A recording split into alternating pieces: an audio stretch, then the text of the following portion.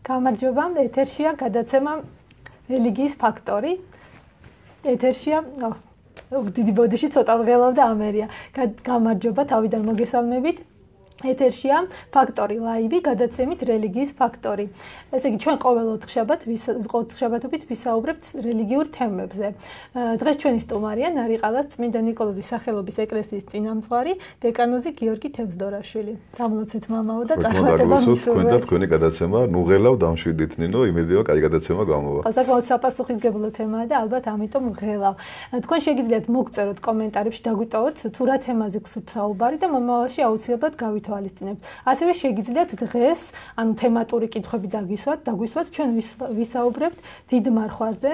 რა მნიშვნელობა აქვს დიდ მარხვას, რამდენად კარგად მარხულობთ, იმიტომ რომ ჩემი საკუთარავიდან გამომდინარე, უკვე 10 დღე დარჩა, დაახლოებით 10 დღე დარჩა, რაც აღდგომის დღესასწაულს ვიზეიმებთ და შეიძლება ითქვას, რომ ჩვენი დიდ მარხვა ალბათ უმეტეს ადამიანებისთვის არ იყო ნაყოფიერი. როგორ უნდა მივხვდეთ, რამდენად ნაყოფიერი იყო, რატომ ფიქრობთ მთელი მარხვის განმავლობაში მხოლოდ საკვებზე და დღესასწაულებზე რომელი თევზი მივირთვათ და რატომ მაინც და მაინც კვებით შემოიფარგლება ხოლმე ჩვენი დიდი მარხვა. ძალიან კარგი კითხვაა ნინო, მადლობთ ჯერ პირველ რიგში მოწვევისთვის და ასეთი საინტერესო კითხვის დასვისთვის.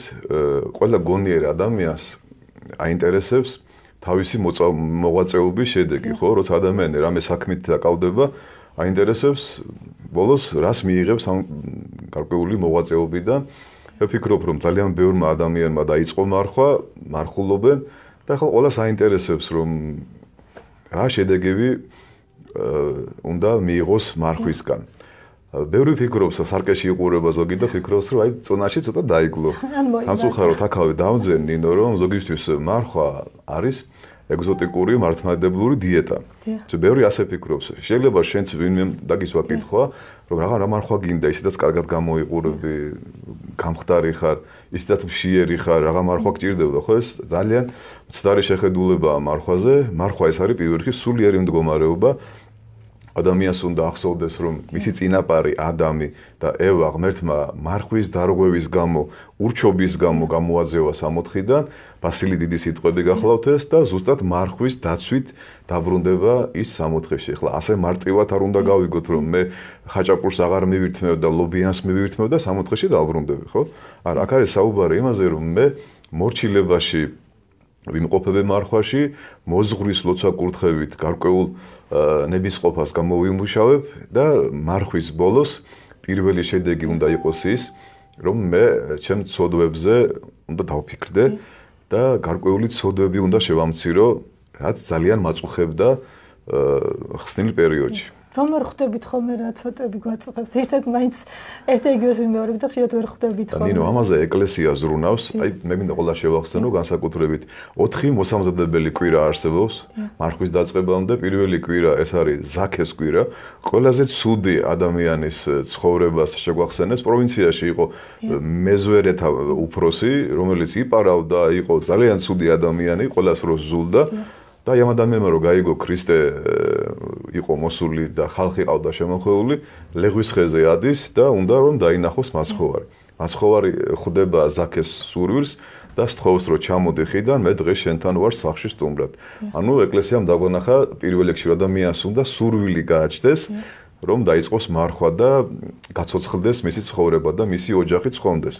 მეორე უფრო საინტერესო კვირა და ოფიციალურად აქედან იწყება მარხვა, ეს არის მეზვერე და ფარისევლის კვირა და აი ამ კვირის დაწყება არის ძალიან დიდი სამზადისი და ეკლესიამ შეგვახსენა ორი ცუდი მრევლის შესახებ. ერთი ხალხს რომ კარგი გონია და საზოგადოებაში მიღებული პიროვნება ფარისეველი, რომელიც მოჩვენებითად აკეთებს ყველაფერს, თავის სხვაზე ამაღლებული და უკეთესი გონია, ტაძარში შედის და ზევიდან უყურებს ადამიანს, რომელიც თავჩაღუნული გულში ჯიღს იცემს და ამბობს, რომ ღმერთო მილხინე ცოდვილს და ამას. აქაც ეკლესიამ შეგვახსენა, რომ მართალი არავინ არ არის, ყველა ცოდვილები ვართ მეტნაკლებად და აი ჩვენ ასეთები რომ არ უნდა ვიყოთ. შემდეგი კვირა უკვე არის უძღებიშვილის კვირა, ასე თქვა, უმადური შვილი, რომელიც მამისგან ქონებას, თავის წილ ქონებას გამოითხოვს და წავა და გაფლანგავს თავის ცხოვრებას, თავის აი ამ ქონებას ცოდვებში და მოჯამაგირედ დაუდგება ეშმაკს. აქაც საუბარია იმაზე, რომ ჩვენ ყველა უძღები შვილები ვართ, ყველა განშურებულები ვართ მამისაგან და უნდა დავბრუნდეთ მამასთან და უნდა იმედი გქონდეს, რომ მამა ჩაგვიხუტებს გულში და უკვე შემდეგი კვირა ეს გახლავთ საშინელი სამჟავროს ხსენება, როცა უნდა ეკლესიამ შეგვახსენოს ის, რომ ყველა ადამიანი აგებს პასუხს თავის ცოდვებზე და განსაკუთრებით იმაზე, რაც არ გაუკეთებია. წარმოიდგინეთ, საინტერესოა რა. ამ სოფლიურ სასამართლოში ჩვენ გთხოვენ პასუხს დანაშაული რო ჩავიდინეთ და იმ სამჟავროზე პირველ რიგში გვეტყვიან, რომ შიოდა და არ მაჭამე, წყუროდა და არ მასვი, შიშველი ვიყავი და არ შემოსე, უცხო ვიყავი და არ შემიწყნარე, საპყრობილეში ვიყავი და არ მომინახულე და სამანტყოფოში ვიყავი უძლურებაში და არ მანუგეშეთ. აი ეს ძალიან საინტერესოა ეს. ეს გაუკვირდება, როდის გაუკვირდება ყველას, რა თქმა უნდა და ამიტომ ეს შესავალი რაც გვეუბნება და ბოლოს იწყება მარხვა შენდობის კვირით და ადამიანის გამოექსორიობას შეგვახსენებს. აი ეს ყველაფერი უნდა გავითვალისწინოთ ჩვენ კარგად. და უკვე მიხვდებით რატომ მარხულობ. მარხულობ იმიტომ პირველ რიგში რომ ცოდვილი ვარ, ჩემი წინაპარი გამოძევებულია 60-დან, ვარ ზაქეს მდგომარეობაში, უძღებიშვილის მდგომარეობაში, ვარ ფარისეველი და მწიგნობარი და არანაირი სიკეთე არ გამაჩნია ცხოვრებაში და უკვე ვიწყებ მარხვას. სამწუხაროდ ამას ნაკლებად აქცევენ ყურადღებას და მარხვა რო იწყება, მეკითხებიან აი რა ვჭამოთ, ყველა ცდილობს რომ რაღაც გარკვეული შეღავათები მიიღონ რძის ნაწარმზე. და მთელი მარხვა გადის საუბარზე იმაში, რა მეჭმება და რა არ მეჭმება. ხო, ეს ძალიან ცუდია. და მე მინდა ადამიანებს შევახსენო, პირველი ნაყოფი, რითაც ადამიანი ხვდება, განსაკუთრებით მანდილოსნები, სწორად მარხულობს თუ არა. ადამიანი, რომელიც სწორად მარხულობს, ის ნაკლებ დროს ატარებს სამზარეულოში. აი მინდა რომ ყველამ კარგად დაიმახსოვროს. განსაკუთრებით ქალბატონები. თუ შენ იგივე დროს ატარებ სამზარეულოში, როგორც მხსნილში, ესე იგი შენ არ მარხულობ, ისე იქ ხარ, თუ აკეთებდი სამხსნილოს, ეხლა აკეთებ სამარხოს და ისევ ჭრით, ლი, ხარშავ, ფუფქავ და ხარ ამ მდგომარეობაში და მამაკაცებიც ძირითადად ძლივს რომ დაიყოლიეს მეუღლეებმა მარხვაზე, სულ გაბრაზებულები არიან, რა ვჭამო, რაღაც მაჭამე და გაბრაზებულები და ასე ნერვიულ მდგომარეობაში, ასე ფიქრობენ, რითი დაიკმაყოფილონ ხორციელი მოთხოვნილებები. ეს უკვე არის შეცდომა და მინდა აი ხაზგასმით აღნიშნო, რომ ძალიან მცირე ხანი უნდა გავატაროთ ჩვენ სატრაპეზოში, ანუ კუხნაში, სამზარეულოში და მეორე როცა მივირთმევთ, შეიძლება ადამიანებს ძალიან უყვარდეთ ლობიანი და იმდენი ლობიო ჭამოს და იმდენი ლობიანი, რომ ვერ გაიგოს მარხვა საერთოდ. უნდა მცირედი ვიკვებოთ და საჭმლის მიღების შემდეგ უნდა გამაჩნდეს სურვილი, მე ლოცვები წავიკითხო და ვილოცო. თუ შენ საკვების მიღების შემდეგ ლოცვის სურვილი არა გაქვს და გინდა მაშინვე დაჯდე და პოლტი დაიჭირო ხელში, ამ სოციალურ შეხვიდე და გაერთო, ესე იგი შენ არასწორად მარხულობ. ეს მეორე მდგომა და ყველაზე აღმატებული მესამე ეს არის, რომ ეფრემ ასურის ლოცვას კითხულობ 16 მეტანით და ევედრები ღმერთს მოგაინჭო საკუთარი ცოდვების განცდა და არა განკითხვა ძმისა შენისა. თუ შენ ცოდვების შესახებ არ ფიქრობ, არ მსჯელობ და ვერ ხედავ შენ ცოდვებს, ესე იგი შენ იწყებს ქვის განკითხვას და შენ მარხვაზე არ ახარ. პირდაპირ ვაცხადებ, აი პავლე მოციქულის სიტყვებია, ვინც არ ჭამს ხორცს, ნუ განეკითხავს იმას, ვინც ჭამს ხორცს. ესე იგი, ვინც მარხვაზეა, ნუ განეკითხავს იმას, ვინც არ არის მარხვაზე. და ხშირად ესეთი რამე გვემართება, ნინო, ალბათ თქვენ იცით, რომ აი მარხული ადამიანი ისევ ქალბატონებს გადავწვევი, აი სახლში გაბრაზებულები არიან, აი რატო არ მარხულობ, თქვენ ჯოჯოხეთში მოხვდები და თვითონ ისეთი განრისხებულები და გაბრაზებულები არიან, რომ მათი მოსმენა არ აღრის არაფრად. ან მიდიან წვეულებაზე, რაც სასტიკად აკრძალულია მარხვაში, უნდა მოვერიდოთ ყოველგვარ სანახაობას და მარხვაში დაბადების დღეებზე სიარულს, კაი წახვიდით და ძალიან გიყვარს მოყვასი. გამოვალი სიტუაცია აუცილებელია ჩვენი თუ ისეთი ადამიანია, რომ ვერ გაიგებს და გული ეთქვინება, მცირე ხნით მივიდეთ, საჩუქარი გადავცეთ, მიულოცოთ და წამოვიდეთ. მაგრამ ჩვენ რო წამოვჯდებით სუფრაზე და აცხადებ, რომ ეს მეჭმება, ეს არ მეჭმება, ძალიან ცუდი შედეგებია ეს და ძალიან ცუდად ჩანს მე იმ ადამიანებში, ვინც არ მარხულობს. იესო ქრისტე გვაფრთხილებს გარკვევით სახარებაში, რომ როცა მარხულობთ, ნუ მიემსგავსებით ორგულებს, ნუ ეჩვენებით ადამიანებს მარხველებად, რომ აქავე არ მიიღოთ თქვენი საზღაური. არამედ იცხე, ანუ დაიბანე პირი, ჩვეულებრივ თმები დაივარცხნე, ფარისევლები თმებს არ ივარცხნიდნენ მარხვაში, პირს არ იბანდნენ და ხალხს ეჩვენებოდნენ მარხველებად და სახეზე მურები ესვათ. და ასე ნუ იქნებითო თქვენ შეგვიძლია სუნამოც დაისხა, დაიბანო, ჩვეულებრივ იღიმებოდე, ჩვეულებრივ და შინაგანად იმარხულე. ანუ იმარხულე შენი სარწმუნოება დაიცავი ისე, როგორც ადრე არ დაგიცავს. აი დაახლოებით მარხვის პერიოდი არის 49 დღე. და 49 დღე არის წელიწადის მიათედი. რაც მთელი წლის განმავლობაში არ გაგიკეთებია, კარგია რომ ამ მარხვაში ილოცებ, სიკეთეს გასცემ და ივანე ოქროპირი გვასწავლის რომ იმ თანხით, რომელსაც თქვენ არ ყიდულობთ ხორცს და ზის ნაწარმს, ეს თანხა მოწყალების სახით გაეცი. და ვფიქრობ რომ ეკლესია გვასწავლის რომ ეს მარხვა იქნება ძალიან ნაყოფიერი. საკუთარი ცოდვები უნდა დავინახოთ. აუცილებლად უნდა შეურიგდეთ მოყვას. აი შენდობის კვირა განსაკუთრებით მოგეხსენება და ზოგი ფიქრობს აი მარხვის პერიოდში შეურიგდები, მერე შეურიგდები. ზოგმა ბაგეებით აღიარა, ხო, შემინდე ღმერთმა შეგინდოს, მაგრამ აქავე მინდა შევახსენო საეკლესიო სწავლება რომ ბაგეებით ადვილია, გონებით ადვილია შენდობის თქმა, მაგრამ აი გულში არ უნდა დავიტოვოთ წყენა და თუ შენ გაბრაზებული ხარ სხვა ადამიანზე და მარხულობ, ეს მარხვა აღარ არის. ეს არის თავის მოტყუება. გული უნდა გავინთავისუფლოთ ბოროტებისგან, რომ ჩვენში შემოვიდეს იესო ქრისტე. თუ ჩვენში არ შემოვიდა უფალი, კიდევ ვიმეორებ, როგორ უნდა მივხვდეთ უფალი რომ შემოვიდა? აღარ ხარ შურიანი, აღარ ხარ ბოროტი, აღარ ხარ განკითხვაში, აღარ ბრაზობ. აღარ ბილსიტყვაობ და ძალიან ბევრი ჩამოთვალე, ხო? ერთი მაინც ხო, აი რამოდენიმე ცოდვათ მაინც უნდა შევამციროთ. აი დავით მეფსალმონე გადასარევად ამბობს უჟილოება ჩემი მეუწყი და ცოდვა ჩემი წინაშე ჩემს არს მარადის. აი მე უნდა ვიცოდე, ჩემი ძირითადი დედა ცოდვა რა არის, ხო? ჩემი დედა ცოდვა არის ამპარტავნება. და ჩემი მოძღვარი ყოველთვის მახსენდა გიორგი ხომ იცი რომ ამპარტავანი ხარ, მახსოვს? ესე იგი მე რო ვიცი რომ ამპარტავანი ვარ, ვებრძვი ამპარტავანს, რითი უნდა ვებრძოლო? ლობიოთი? რა თქმა უნდა რა, თავდაბლობით. ანუ უნდა დავასწრო ყველას თავდაბლობა. და პატივმოყარეობა, მოგეხსენებათ, ეგოიზმი და თუ ჩვენ შევამცირებთ ამ ცოდვებს ჩვენში, ჩვენ განთავისუფლდებით მრავალი აი ამ ნებისგან და ცოდვისგან. ეს არის მარხვა და რა ის. ზოგადად ვეკითხები ზოგ ადამიანს, როცა მოდიან და ამაყად აცხადებენ რომ მარხვაზე ვარ მამაო და ხო კარგად მარხულობ, რა თქმა უნდა. აი არ უნდა გეგონოს რომ შენ კარგად მარხულობ. აი ზოგმა ისიც ხომ მე კოზიც კი არ გამილოკია ბავშვს რო გაუკეთე საჭმელი. ცოტა კი არ ეგ არის ფარისეულობა, ამას არ მოითხოვს ღმერთი ჩვენგან. ამ დროს ვეუბნები, შურიანი აღარ ხარ? აღარ განიკითხავ, აღარ ჭორაობ, აღარ ჩხუბობ და მე დაღუნავენ თავს, ხო? აი ეს უნდა გიხაროდეს რომ აღარ ახარ ისეთი როგორიც ხსნილში იყავი, რომ აღდგომა შეხვდე შედარებით უკეთესი. აი წარმოიდგინეთ ეს საინტერესო მაგალითი მინდა გითხრათ, რომ როცა პეტრე თევზაობს, მთელი ღამე ნადირო თევზაობის პერიოდი არის ღამე. მთელი ღამე ითევზავა პეტრემ და ვერაფერი დაიჭირა თევზი. დილით მასხოვარი მიდის და ეუბნება რომ მარჯვნივ გადააგდეო ბადე. და გაბრაზდა პეტრე ახლა რომ ეს ვინ არის რომ მე ამას მეუბნება მე ბავშვობიდან მე თევზია. გადააგდო, ანუ დაუჯერა, უყურეთ, დაუჯერა, გადააგდო მარჯვნივ და არა მარცხნივ და იმდენი თევზი დაიჭირა რომ ბადემ ძლივს გაუძლო და რო შეხედა მასხოვარს გამშორდი უფალო ცოდვილი ვარო. ანუ იგივე ზაქესთან, ზაქე რომ შედის ქრისტესთან, ამბობს რომ დღეს იქმნა ცხოვრება სახლსა ამას. როცა ადამიანი კარგად მარხულობს, მას ღმერთი ეხება და როცა ღმერთი ეხება ადამიანს, ადამიანი იცვლება. აი მარხვის ბოლოს შეცვლილი უნდა ვიყოთ, ოღონდ შენ კი არ უნდა ვქო რომ შეცვლილი. ეს ოჯახის წევრებმა უნდა გითხრან რომ აუ რა კარგად გამოიყურები, რა კარგი არის ისეთი აღარ ახარ, აღარ ჩხუბობ, აღარ განიკითხავ, აღარ მრისხანებ, ეს არის მთავარი. და რა ის რომ აი იმ კაბას რო ვერ იცმევდი, ახლა ჩაიცმევ, იმიტომ რომ და გახდი, ხო?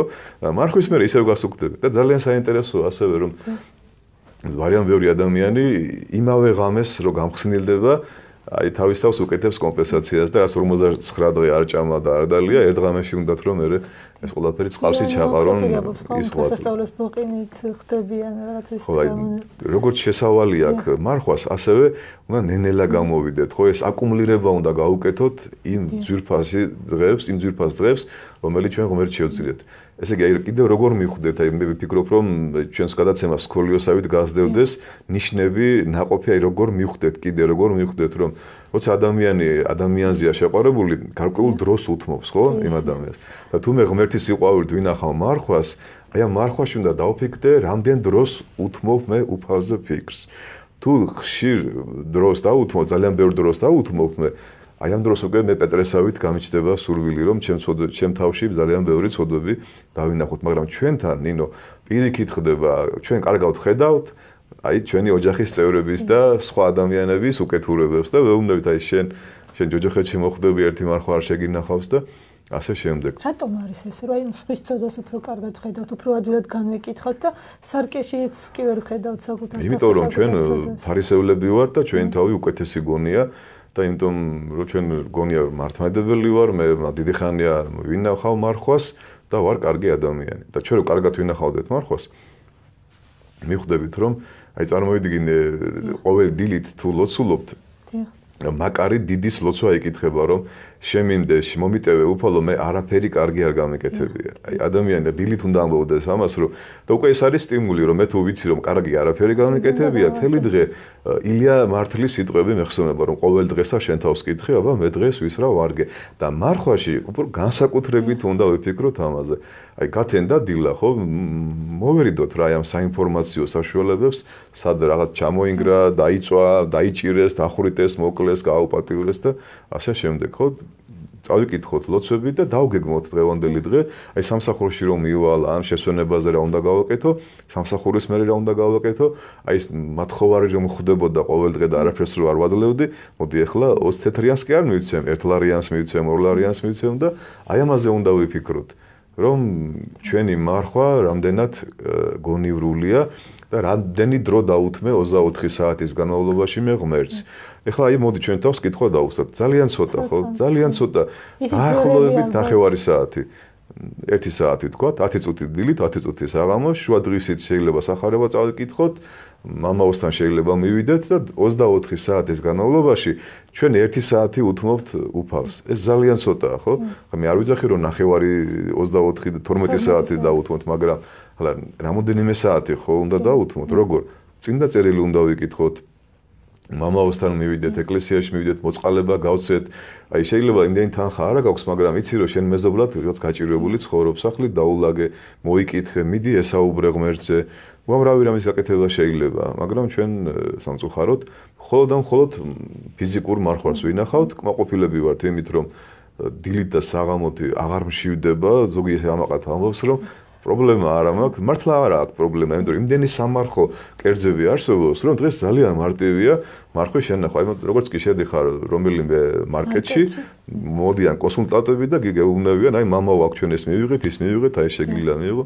პრობლემა არ არის ყველაფერი. ესე მარტივი რო იყოს მარხვა, ყველა შეინახავდა, ხო? ისე რამდენად გამართებული ამდენი საკვები რომ არის შემოსული და უშუალოდ ნამცხვარსაც ჭამ, შოკოლადსაც ჭამ, კატლეტებსაც ძეხვიც არის გამოსული. მე არ ვიქნები კატეგორიული და არა ვარ რიგორისტი მოძღვარი, რომ ყველა საუკეთესო სამარხო ნამცხრები და სამარხო შოკოლადები, მაგრამ ეს არის მე ვფიქრობ უძლური ადამიანებისთვის, სტუდენტებისთვის, ბავშვებისთვის, აი ბავშვი როგორ რაღაც დაიყოლიე მარხვაზე, ხო?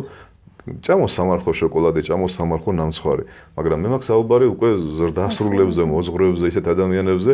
ეხლა შეიძლება რომ ზღოლი ხარ და მარხვაზე ხარ და ვერ გააჩერე სადმე რომ გადახვიდე ჭამო და სამარხო შოკოლადი რომ მიირთვა, ქვეყანა ხო არ დაიქცევა, მაგრამ თავარია როგორ მოემსახურები შენ გზავრებს. ეს არის თავარი.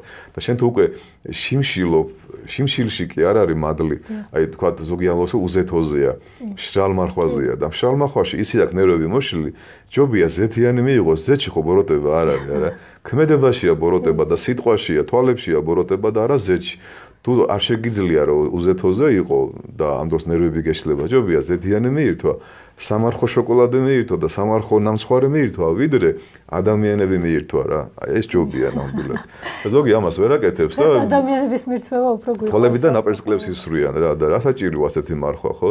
მარხული ადამიანი კარგად უნდა გამოიყურებოდეს, დამშვიდებული, დაწნარებული თვალები უნდა ქონდეს, ნერვოზი აღარ უნდა ჭირდეს და არ უნდა იყოს გავეშებული და გაავებული, ხო?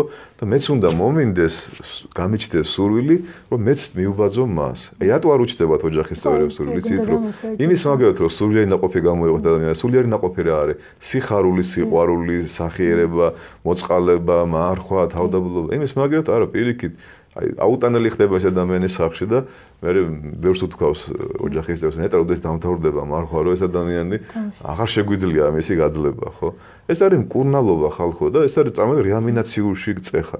დადიოდი შენ სამანტყოფოში და ვერ იკურნებოდი და თავარ მექიმა გითხრა, მოდი შენ ახლა კაცრ მკურნალობას გინიშნავ. აი ეს არის მეტი კი არაფერი.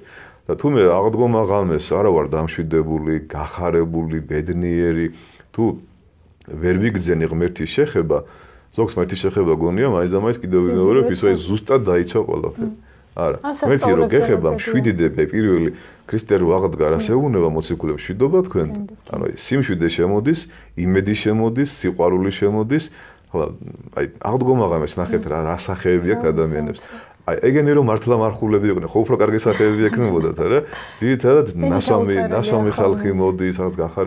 კარგია, ისეთი ენით აუწერელი ღამეა, რომ ამ დროს ყველაფერი გაჟღენთილია სიხარულით, მაგრამ უფრო ნამარხულები ადამიანები მინდა დავინახო ბევრი.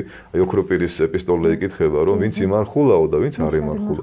ყველასთვის გამზადებულია ტაბლა. საინტერესოა რა, როგორი მოწყალი არის უფალი და ეკლესია, ხო? აღდგომა ღამეს ახლა თუ თლათ ისეთი გადარეული არ ახარ და მთვრალი არ ახარ და ისეთ მდგომარეობაში ხარ, შეგიძლია რომ თუ გწამს ღმერთი მიხვიდე და ეზიარო. ოღონდ ეზიარო, რატო ეზიარო, იცი?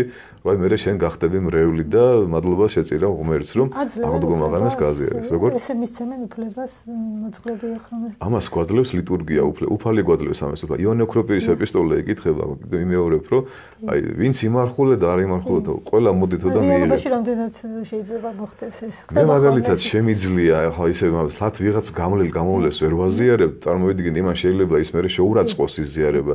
აი დგა მიყურებს გაფართოებული თვალებით. თელი წელი არ ყოფილა. აი უყურეთ ძალიან კარგი შეკითხვა დამისი თქვენინო. როგორც წყლიდან ამოგდებული თევზი პირს რო ესე ემაშება, ხო? კუჭავს და აღებს. როგორც წყალი რო წყურია და როგორც არ შეგიძლია წყლის გარეშე თუ ასეთი მოთხოვნილება გაგზიარების და გინდა რომ გაზიარო, მე გეტყვი, მოდი და ეზიარე. ოღონდ აღარ დაიკარგო და იარე ეკლესიაში. მაგრამ ხან ნასვამ ადამიანს და ვისაც სიგარეტი აქვს მოწეული, იმას ვერ ვაზიარებ ბუნებრივია. ოქროპირი მე-4 საუკუნეში მოღვაწეობდა და ისეთი მრევლი ყავდა, რომ ის გასაგებია ვიზე ლაპარაკობს, მაგრამ ახლა მარიხუანით შებოლილი ადამიანი რო შემოვა, იმას ვერ ვაზიარებ, ხო, ბუნებრივია რა.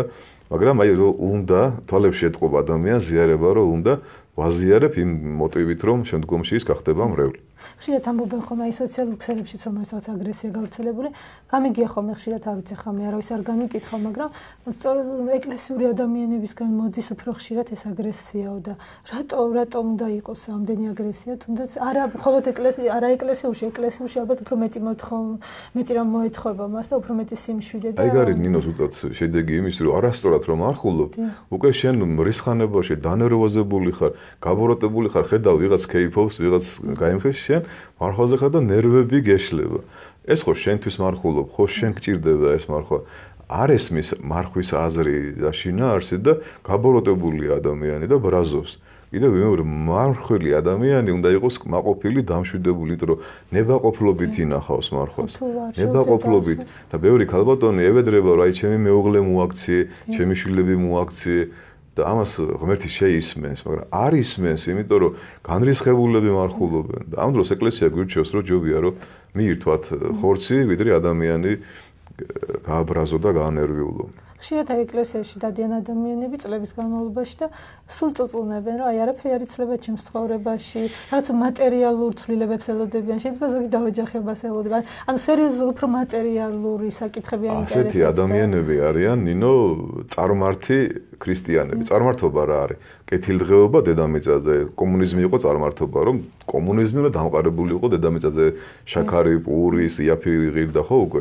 იოღოვიზმი არის წარმართობა, მასონობა არის წარმართობა, ანუ კეთილდღეობა დედამიწაზე და ქრისტიანობა გეუბნება, რომ კეთილდღეობა დედამიწაზე იყო ერთხელ 64 ღმერთმა ეს 64 აიღო და ეხლა ჩვენ აი მარხვით, ლოცვით და იმით უნდა ჩვენ სასუფეველი ჩვენ გულებში დავამკვიდროთ, ხო და ამას ჭირდება სერიოზული ღვაწლი.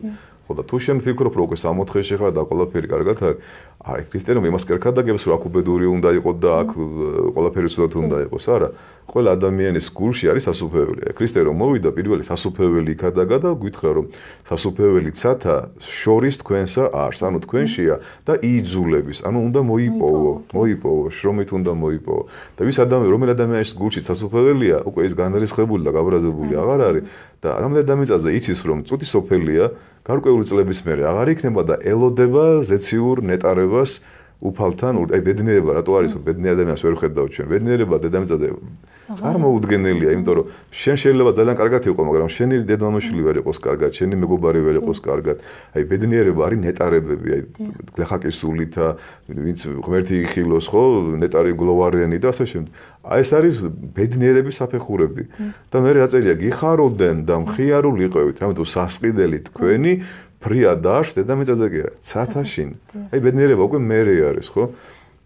აი ამაზეა საუბარი და ცოტა კი არა იქამდე მის ქრისტიანები გაბოროტებულები არა ვართ, არავის არ ვეჩხუბებით, ჩვეულებრივ კანონებს ვემორჩილებით ამ სოფელში, მოხარულებთან გვიხარია, მოტირალებთან ვტირი ვართ, არ განვიკითხავთ, არ ჩხუბობთ და უნდა ვიყოთ სანიმუშო ადამიანები. უნდა თქვან, რომ აი იმიტომ ეს ქრისტიანი ვიყო. ასე რომ არ არის ეს ყველაფერი და დამახინჯებული ადამიანები რო ვართ, ხო, სამწუხაროდ. იმიტომაც არის მე რომ მრევლი უფრო გვაკლდება დღესდღეობით, იმიტომ რომ მოვიდა, ვერ მიიღო სიმშვიდე, მოვიდა, ვერ მიიღო ცოდნა, მოვიდა, ვერ ისწავლა ლოცვა, მოვიდა, არავინ არ მიაქცია ყურადღება, შემეცნება ვერ გაარკვია თავისი სწორად, იარა მექანიკურად ტაძარში არაფერი არ ხდება. ახლა ზოგს გონია რომ აი 7 ზეთისხება რო იქნება, დავიწყებული წოდებია პატიება, აი თუ თავიდან ბოლომდე შეინახა, ზეთი იცხობს, ზაცა იყო სახში, ყველაფერი კარგად არის. ეს არის აი პირწმინდად ფარისეულური დამოკიდება. ზოგს აწყობს ეს. მამაო, როდის იწყება მარხვა, როდის მთავრდება? რა უნდა წავიკითხო? აი ეს ყველაფერი რო შეასრულოს, და ამით დაიკმაყოფილა, წესები შეასრულა და არის ბედნიერი. წესების მოყვარული ადამიანი. რა თქმა უნდა, წესები დაიცავე, მაგრამ მე უნდა ნაყოფი მივიღო ამ წესებით. აი 47 დღე რო სამანტყოფოში შენ იარო. მოზღვა ექიმა დაგინიშნოს აბები, რაღაც გარკვეული ვარჯიშები. ხო გაინტერესებს მე რომ დამთავრდება ეს კურსი, ხო განკურნებული უნდა იყო. ჩვენ ხო ეს უნდა გაინტერესებდეს, არა რომ მამაოს ხო მამაო, მე ამდენი ხანი დავდიოდი და არაფერი შედეგები არ მაქვს. ესე იგი პრობლემა სად არის? ჩვენშია პრობლემა, ხო? აი აქედან გამომდინარე ჩვენი გადაცემაც ამიტომ ამას ეძღვნება, რომ ძალიან ბევრია სასაუბრო და ძალიან ბევრი რამეა გასაკეთებელი. ხო ნახეთ როგორ ჩაიარა მარხვის დღეებმა, ფაქტობრივად 10 დღეღა დარჩა ფაქტობრივად, ხო? და ფაქტობრივად ჩვენ არანაირი შედეგი არ აქვს. 10 დღე დარჩა თქვით და ანუ შეუძლია რომ ადამიანს ვინც არ მარხულობს ამ 10 დღის განმავლობაში შეინახოს, მოვიდეს. ანუ ეს 60-ში ვინ შევიდა პირველი? ავაზაკი, ხო? რამდენი ხანი მარხულა? დადიოდა მასხოვართან არა, რამოდენიმე წუთის განმავლობაში გონს მოიგო, ჯერ თავიდან ორივე ავაზაკი ლანძღაოდნენ ქრისტეს. ერთი აგზელებს, ვინც მარცხნივ არის, დესტასი და დისტასი ერქვათ. და მეორე ეუბნება რომ რატო ლანძღაო, ჩვენო რაც თავთესეთო, ის მოვიმკეთო. ეს ძალიან საინტერესო სიტყვებია, რომ ადამიანი ეკლესიაში მოდის და აღსარებას ამბობს, უნდა პირველი სათქვას რომ მამაო, მე ამ მდგომარეობაში იმიტომ ვარ, რომ ეს ჩემი ბრალია. დედის, მამის, ძმის, ქმრის და ცოლის ბრალი არ არის. ჩემი ბრალია და რა მდგომარეობაშიც ვარ, მე ვინ დავემსახურე ეს ყველაფერი. და ვერც კი შებედა მასხოვარს ცხონება, მომიხსენე უფალო, ოდეს მოხვიდეს უფევითა შენით. მე რა მინდა თაცა შენი ხარ, უბრალოდ მახსენე მომიხსენე შენ დღეს 60-ში ხარ, გესმით?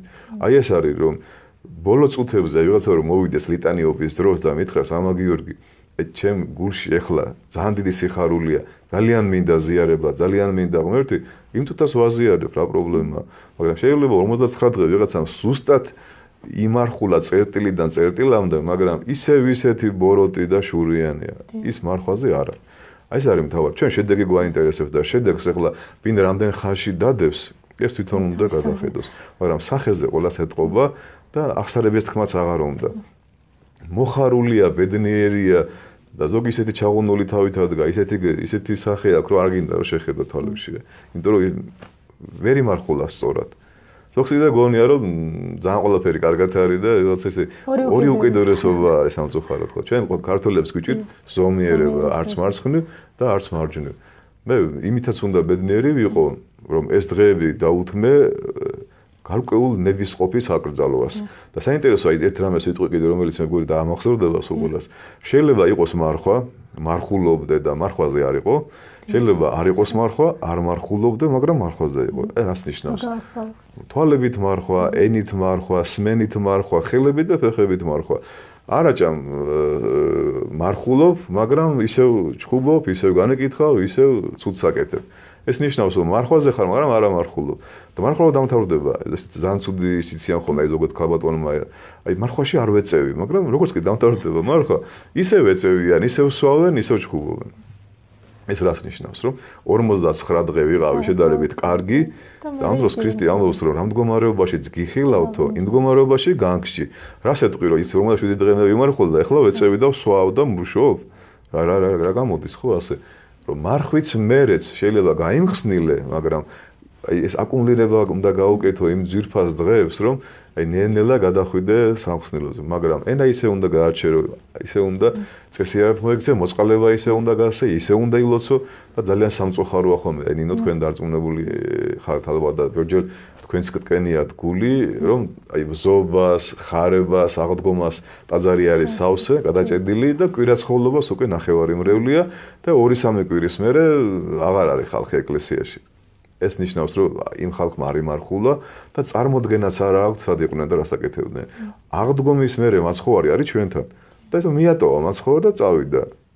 მაპატია და თავისი შეასრულა უკვე და აღარ აინტერესებს ეკლესიაში რა ხდება, რაზე დადიოდა, რას აკეთებდა, ხო? ესეთ რას ნიშნავს? პეტრე მოციქულის სიტყვის გეტყვით, რომ ღორი თავის ტალახიან გუბეს დაუბრუნდა და ძაღლი თავის ნარწყევს. ეს არის პეტრე მოციქულის სიტყვები პირველი ეპისტოლიდან. დამდგომარეობაში ვარდება უმრავლესობა, ვინც იცით როგორი სახით იდგა ჯვარცმასთან, მეტანიებს იცით როგორ აკეთებდა, აი ისეთი სახე ქონდა რომ ნამდვილი მეზვერე და გულში რომ ჯიხს იცემდა ძმაპატი ეძმაო და მე ჩემზე ცოდვილი არავინ არ არის, ეს ადამიანი მე აი კარგი მსახიობები არიან რა. და ეცნობა ალბათ ახლა ძალიან ბევრი ადამიანის შემის სიტყვები. ამას მე გულის ტკივილით ვამბობ და მინდა რომ ეს მადლი რომ მიიღო ამ ხალხმა და ახლა მართლა ძნელია რომ 21 საუკუნეში 47 დღე ადამიანი იმარხულოს. კაი, ლობიანი რო ჭამო ყოველ დღე ხომ მოგწყინდება რა. და აი ეს 8 წელი შედალოცილი ხო გინდა რომ შეგიწიროს ღმერთმა რა და რაღაცნაირად დარჩი ეკლესიაში და უფრო ბედნიერი და გახარებული იქნები, ხო? ეშმაკსაც აბრალებენ ხოლმე, რომ ეშმაკი ბრძოლები დამეწყო და ვეღარ ბრუნდები. ძალიან ხშირად გვიყვარს ხოლმე ქრისტეს ეშმაკისთვის ყველაფრის გადაბრალებ. ძალიან დროული კითხვაა. ხო, მას ვაბრალებთ ყველაფერს აბსოლუტურად. კარგი ჩართვა გააკეთე შენ ახლა, რომ აი ზედმეტი ისაიციან ზოგმა, რომ თავის თავს ანიჭებს ადმეტ უფლებებს, რომ აი იწყება მარხვა, თელი წელი არ მოსულა ეკლესიაში და აცხადებს, რომ ახლა მე აი ეს ყველაფერი ესე და ერთ კვირაში უკვე გამოდის ვერ აკეთებს და აცხადებს, მე ახლა ბერი ხო არა ვარ და მონაზონი რომ ესე გავაკეთო და ისევ დამარცხებული უკან გაბრუნდება. ესეც ძალიან ცუდია, უნდა შეიძლება შეერიო, მაგრამ გააგრძელო ისე მარხვა.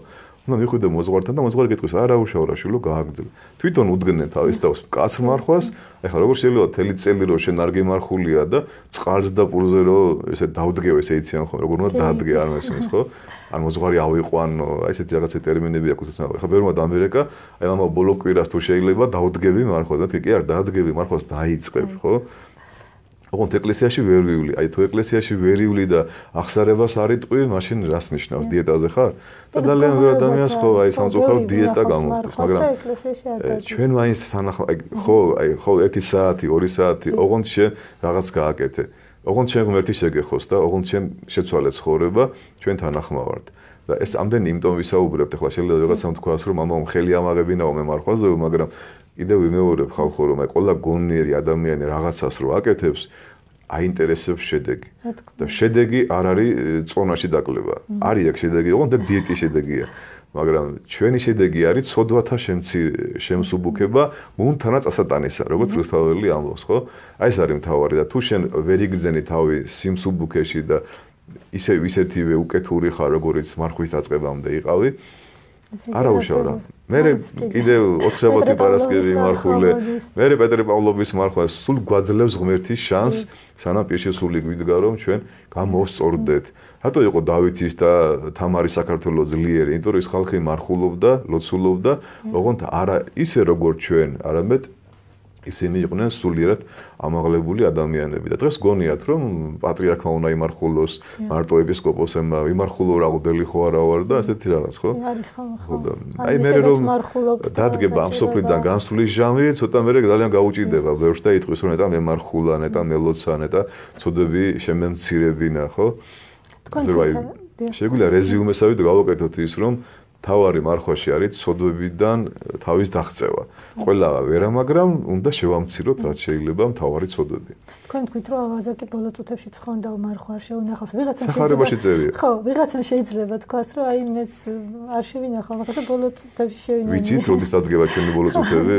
არით, მაგრამ შეიძლება ვიღაცას გაუჩნდეს ესეთი კითხვა. აი ნახეთ რა საინტერესოა რომ უკვე ეშმაკს რო ეგონა რომ ზურგზე ყავდა გაკრობილი ეს ავაზაკი, უკვე ფაქტიურად რამოდენიმე წუთში უკვე ყვავები, უკვე სვავები იყვნენ ახლოს რომ დაეკორტნათ თვალები და სხეული, ხო?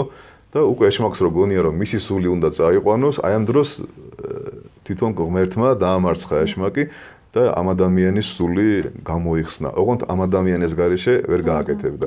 ღმერთი ჩვენ გარეშე ვერაფერს ვერ აკეთებს. ესეთი კითხვა არის, ხო, ესეთი რიგორისტული, ცოტა ესეთი ფილოსოფიური, ღმერთი თუ ყოველი შემძლია, შექმნას ისეთი ქვა, მაგრამ თვითონ ვერ აწევს. ასეთი ქვა არის ადამიანი. ბერდიაევის, ნიკოლოზ ბერდიაევის პასუხია, რომ თუ ადამიანს არ უნდა, ადამიანი კი შექმნა ღმერთმა ადამიანის ნების გარეშე, მაგრამ თუ ადამიანს არ უნდა, ღმერთი ვერ აცხონებს.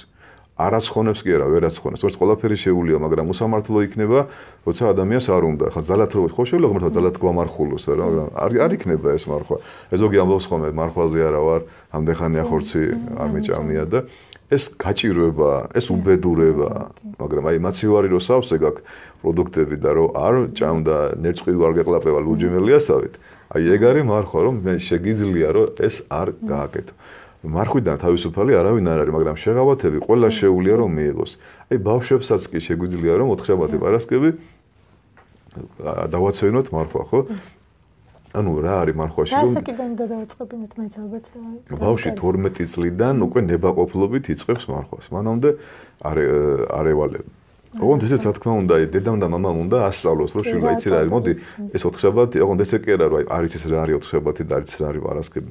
უნდა ამ დღეების მნიშვნელობა აუხსნა და აუცილებლად აი ბავშვი ძალიან კარგად ინერგება ეს ცნობიერება და ის დაამახსოვრდება, რომ მე ბავშვობაში 4-შაბათი პარასკევი არ ჭამდი ხორცს, იმიტომ რომ თურმე ჩემი ღმერთი გასცეს 4-შაბათს, გაყიდეს და პარასკევს ჯვარს გაეკრა. ეს დაამახსოვრდება ბავშვს.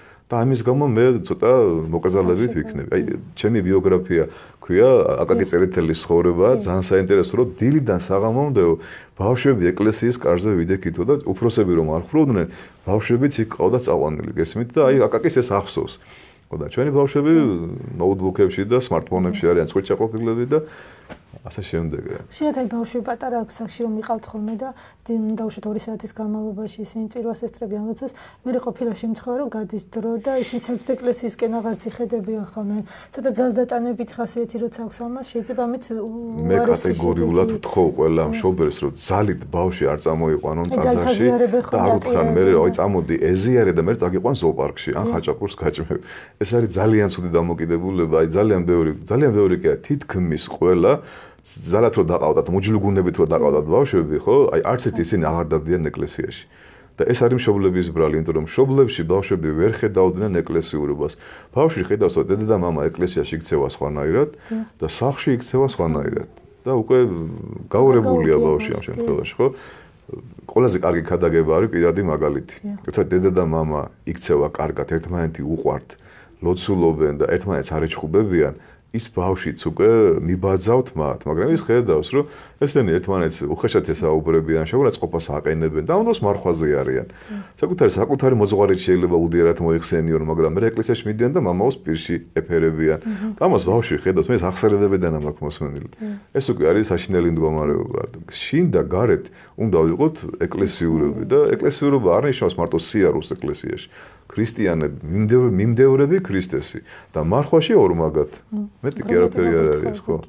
გრიგოლ ნოსელი ამბობს, რომ ქრისტიანობა ეს არის მიმბაძველობა საღვთო ბუნების. და თვითონ ქრისტემ შეინახა, ხო, მარხვა 40 დღე მარხულობდა, მოსე მარხულობდა და თვითონ რო შეინახა, მე რა ჩვენს გვირში, ოღონდ ჩვენ შედარებით უფრო სუბუქ ფორმებში. მას სოდები არ ქონდა, მაგრამ ან ხო თვითონ არ შეენახა, ვიტყოდეთ, რომ ქრისტე ვარ მარხულობდა, ჩვენ რატომ მარხულობთ, ხო? ყველანაირი მაგალითი მოგცა ადამიანს. ყველანაირი თვითონ გააკეთა, თვითონ გაიარა გოლგოთა, თვითონ გაეკრა ჯვარს, თვითონ ნერწყვეს, გვემეს და შეურაცხყოფა მიაყენეს. და გვითხრა თან. აი წარმოვიდგინე, რომ აი შენი რელიგიის ფუძემდებელი რო გეუბნება, რომ თუ მე გამომყვებით, ჩემსავით იტანჯები რა უცნაურია რა, პირიქით არ უნდა გითხრას, ყველაფერი კარგად იქნებოდა. არა, გეუბნება რომ შენს გადევნილი იქნები და ჩვენ მივყვებით ჯვარცმულ ღმერთს, რომელიც აღდგა და ამაღლდა. და ასეთი რამე ასეთ რელიგიაში არ არის, ხო? და თავისუფალი ნებაც მხოლოდ რა თქმა უნდა, თავისუფალი ნებით. ხო შეგიძლიათ დაგვირეკოთ ტელეფონის ნომერზე 591-71-41-81. ჩვენ საუბრობთ დიდ მარხვაზე, ასევე ხავისაუბრებთ ბზობის დღესასწაულზე და შეგიძლიათ ესეთ თემატური კითხვებზე დაგვირეკოთ ან დაგვიტოვოთ კომენტარები და მოგწეროთ. არის რაღაც კომენტარები?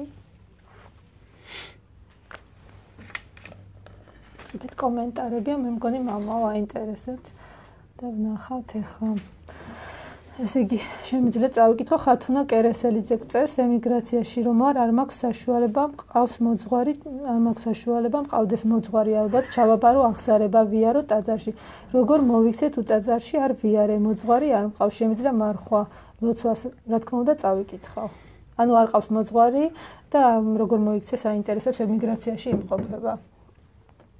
სამწუხაროდ რა ადგილას არის რომ მოძღვარი და ტაძარი არ არის ძალიან დამაფიქრებელია, მაგრამ აი შეიძლება ასე ვთქვათ სოციალური ქსელით დამიკავშირდეს პირადად მე და მე შესაბამის რჩევებს მივცემ ჩემ გვერდზე შევიდეს და ნახოს და შეუძლია მას რომ პირად ურთიერთობაშიც გარკვეული შეკითხვები დამისვას და მე სათანადო დარიგებებს მივცემ. არც ერთი მოძღვარი არ დაზარდება, ხო? ანუ აინტერესებს ტაძარში თუ არ ვიარე და მოძღვარი არ მყავს, მარხვა რო შევინახო შემიძლია. მარხვა აუცილებლად უნდა შეინახოს და ახლო სადმე იქნება მართლმადიდებლური ტაძარი, რუსული, სერბული, ბერძნული. არ არსებობს, რა ადამიანმა შეიძლება კილომეტრები გაიაროს და მაინც მოძებნოს ტაძარი, აღდგომა ღამეს მაინც და იქ ჩააბაროს აღსარება და ეზიაროს, ხო? ესეთი ადგილი დედამიწაზე უკვე აღარ არსებობს, სადაც არ იყოს მართლმადიდებლური წირვა ლოცვა. ისეთ ჩვენ რაღაცა ნივთის ყიდვა რო გვინდა, შეიძლება 2-3 დღე ვიმგზავროთ ამის გულისთვის, ხო? თუ რაღაც მატერიალური შეძენა გვინდა, შეიძლება 2-3 დღე ვიმგზავროთ ამის გულისთვის და ხო, თუ მე მოვიწადინებ და აღდგომა ღამეს მინდა რომ ვეზიარო, არ არსებობს, შეიძლება 200-300 კილომეტრი გავიარო და დღეს ხო ყველგან შედის ხო ტრანსპორტი და მაინც იქ რომ მივიდე და უთხრათ აღსარება, ისინი გვაზიარებენ. თუ არ გვაზიარეს, მეთი ჩვენ სურვილისაც შეიწირავს. კიდევ მეორე ხო, ეს არ არის მაინც და მაინც გინდა თუ არა უნდა ეზიარო. მე უნდა შემეხოს ღმერთი. ზიარება ღმერთის შეხებაა ზუსტად ვეზიარების სისხლ და ხორცს, ხო? ეს ადამიანი თუ მოიწადინებს, აუცილებლად გახდება ზიარების მიღების, ასე ვთქვათ, ღირსი. აუცილებლად ეზიარება. მარხვაში და მარხვის ბოლო თუ არა, მე 1 კვირის მერე, 2 კვირის მერე ღმერთი მას აუცილებლად აზიარებს. წარმოუდგენელი ადამიანმა მოიწადინოს და ვერ შეასრულოს, ხო? საკმარისი ერთი ნაბიჯი გადადგას, ღმერთი მისკენ 2 ნაბიჯს გადადგავს. ასე რომ არ არსებობს ახლა რა თქმა უნდა, მარხვა დაიწყოს, კიდევ ჩემთან შეუძლია რომ გაიაროს კონსულტაციები, რომელ ქვეყანაში იმყოფება მომწეროს და მე ვეთქვი სად უნდა მივიდეს და ვისთან მივიდეს. ოღონდ ბრმათ არ უნდა მივიდეს, იმიტომ რომ ძალიან ბევრი ცრუ მართლმადიდებლური ჭყალებში ეკლესიებია, განდგომილებაში რო არიან, უნდა გაარკვიოს ისინი ჩვენთან არიან თუ არა ევქარისტიულ კავშირში. ხო, თუ არ არის ესეთი შემთხვევა, მაშინ არასწორია, ხო? რა თქმა უნდა, არ უნდა იჩქაროს, ღმერთი არ დაკარგავს მას რა. ღმერთი აუცილებლად შეეწევა. იმედია, ჩვენით შევა სწორად გაიგო და დავეხმარეთ ჩვენით შევით. მამაო, აი წეგან ახსენეთ 7 გზის ეთიცხება და ბზობა ახსენეთ. ახლა მალე სხვადასხვა ტაძრებში უკვე ხვალ ნარიყალაზე იქნება 7 გზის ეთიცხება, ასევე მომავალ კვირაში და კვირას ზეიმობს ბზობის დღესასწაულს, რომელსაც ლაზარე შაბათი უძღვის წინ. ხშირ შემთხვევაში აი ესეთი დღესასწაულებისადმი და ბზისადმი 7 გზის ეთიცხებისთვის რაღაცა ესეთი მაგიური დამოკიდებულება გვაქვს ქრისტიანებს, საკუთარ თავზეც ვამბობ, რა თქმა უნდა და სხვებზეც. ანუ რაღაც მგონია რომ ბზას წავიღებთ, მოვად მე მივიტან და რაღაც მოხდება, შეიცვლება ჩვენ ცხოვრებაში, ან ზეცს ვიცხებთ და განვიკურნებით და სხვანაირები გავხდებით და რაღაცა ამით ვიფარგლებით ხოლმე მთელი წლის განმავლობაში არ დავდივართ ეკლესიაში, მოვალთ, ბზას ვაკურთხებთ. ცუდი არ არის, რა თქმა უნდა ეს და არც არავის გამიკითხა, მაგრამ რაღაცა არასწორი დამოკიდებულება ალბათ, ხო? ზეთისხების საიდუმლოა, როგორც ზიარება საიდუმლო ჯვისწერ, ეს არის საიდუმლოება და ძალიან მიყვისხომ იმ ადამიანებს, რომ არ მარხულობ, არ ვეზიარები, აღსარებას არ ვამბობ და შეიძლება ვიცხოვდეთი. ეს ხო მართლა მაგია არ არის. შეიძლება ადამიანმა აღსარების გარშე ზიარება მიიღოს, ხო არ ხდება რა. როგორც ჩვენ ზიარებისთვის ვემზადებით, ასევე უნდა მოვემზადოთ ზეთისხებისთვის. და აქ ზეთს კი არა აქვს მადლი აქვს ლოცვას იქ რა ლოცვებიც იკითხება, სამწუხაროდ ბევრი კი არ usmens ამას, ხო? მოვა ბოლოში, ესე იგი, არც ლოცვები, არც ახარება, არც სამოციქულო არ მოусმენია და იმას გონია, რომ რაც მე ბევრ ზეც იწყებს და სახაზეჭი დაესრულება, ხო? ეს არის მთავარი. ხშირად მეორე. აქ არის ლაპარაკი რწმენაზე, აი გთხოვთ ყველას, ვისაც ეთისხება მიიღეთ ან არ მიგიღიათ, რომ იაკობის ეპისტოლეში წერია აქვს, რომ თუ რომელიმე თქვენთაგან იყოსო ავათო, მოუხმეთო ეკლესიის ხუცესს, ანუ მღვდელს და რწმენის ლოცვა გადაგარჩენსო შენ. გაცხებს ზეც, წაიკითხავს ლოცვას და რწმენის ლოცვა გადაგარჩენ შენ. იქ თუ შენ წარმოვიდგინე ხანდახან ახლა მაპატიეთ არ განვეკითხავ, რამდენი ეკლესიაში ხმაურია ამ დროს, ხო? არავის არაფერი არ ესმის, ერთი სული აქვს, რატო იცით რომ ახლა დღეს ხომ კურნალობა ცოტა ძვირიჯდება. ამას გონია, ესე იგი, ახლა იქ მამა უფასოდ აცხებს და მივალ ვიცხებ და კარგად გავხდ. მაგრამ არაფერი არ იცვლება, ხო? მაცხოვარს ძალიან ბევრი ხალხი ეხებოდა, მაგრამ ერთი სისხლმდინარე ქალბატონი განიკურნა. მადლია, ყოველას ზერდა იგივე იყო, მაგრამ მიმღეობაა მთავარი. და ამ დროს ხალხმრავლობა ყოველთვის და მიხარია, კარგია, მაგრამ უნდა მოისმინო 7 სამოციქულო, 7 სახარება, ყველა ის ლოცვა, რომელსაც მღვდლები იქ წაიკითხავენ და რწმენით მიიღო, რომ ეხლა მე განვიკურნები. და ზოგი ერთგარო ვერ განეკურნა, მე მიდის მეორეგან, მესამეგან. ერთხელ ტარდება ეს ლოცვა, არ არის საჭირო ორჯერ. ეს უკვე ღმერთის გამოცდა. იქ რომ ეს მღვდლების ბრალია, ესე იგი რომ არ განვიკურნა და ეხლა აქ უფრო კაი მღვდლები არიან და აქ ვიცხებ. ესმის ასე დადიან ტაძარ-ტაძარ სოციალურ ქსელში ხანდახან ამაზე რზენია. იქ როდის სად ტარდება და ესე აცხადებენ, ესმის რა იქ მთავარია შემოკარგებო რომ რწმენით მივიახოთ ამ ყველაფერს რა და ერთხელ საკმარისია რწმენით და ურწმუნოთ გინდა 7ჯერ და გინდა 8ჯერ აზრი არ აქვს არანაირად იქ დასწრებას და დუმარებით მოვისმინოთ ის ადროცებიც იკითხება და აუცილებლად ადამიანი განიკურნება.